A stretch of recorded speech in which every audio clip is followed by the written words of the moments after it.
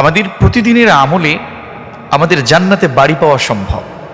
আমরা জানি না বলে আমাদের গুরুত্ব নেই।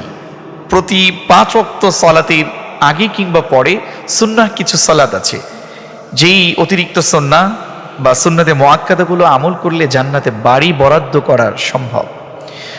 হযরতি উম্মু হাবিবা রাদিয়াল্লাহু তাআলা আনহা থেকে বর্ণিত, বিশ্বনবী সাল্লাল্লাহু আলাইহি ওয়াসাল্লাম বলেছেন, قال رسول الله صلى الله عليه وسلم من صلى في يوم وليلة 12 ركعة, যে ব্যক্তি দিনে এবং রাতে في يوم وليلة 12 ركعة 12 রাকাত সুন্নতে মুআক্কাদা আদায় করবে, বুনিয়া লাহু বাইতুন ফিল জান্নাহ, আল্লাহ রাসূল সাল্লাল্লাহু আলাইহি ওয়াসাল্লাম বলেছেন আল্লাহ তাআলা তার জন্য জান্নাতে বাড়ি বরাদ্দ করে দিবেন, বাড়ি নির্মাণ করে দিবেন। সুবহানাল্লাহি ওয়া বিহামদিহি। হাদিসটি সুনান তিরমিজিতে 415 নম্বর হাদিস সহিহ সূত্রে উদ্ধৃত হয়েছে। আল্লাহ রাসূল সাল্লাল্লাহু আলাইহি ওয়াসাল্লাম এই 12 রাকাতের ব্যাখ্যা দিয়ে এভাবে বলেন, আরবাআন ক্বাবলা আয-যুহরি, 4 রাকাত হচ্ছে জোহর সালাতের পূর্বে, ওয়া রাকাতাইনি বা'দাহা, এবং সাথে জোহর সালাতের পরে 2 রাকাত পড়বে, এবং ওয়া রাকাতাইনি বা'দাল মাগরিব, মাগরিব সালাতের পরে 2 রাকাত সুন্নাহ আদায় করবে, যেটা আমরা করে থাকি।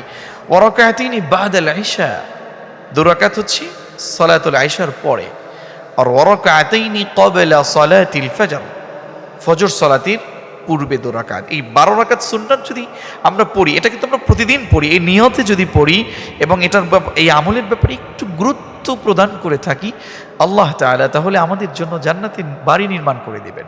এজন্য আমাদের প্রত্যেককেই জোহর সালাতের আগের 4 রাকাত, পরের 2 রাকাত, মাগরিব সালাতের পরের 2 রাকাত, ইশার সালাতের পরের 2 রাকাত এবং ফজর সালাতের পূর্বের 2 রাকাত, এই 12 রাকাত সালাত যে পড়বে, আল্লাহ রাসূল সাল্লাল্লাহু আলাইহি ওয়াসাল্লাম বলেছেন, মান সাল্লা ফি ইয়াউমিন ওয়া লাইলাতিন 12 রাকাত বুনিয়া লাহু বাইতুন ফিল জান্নাহ।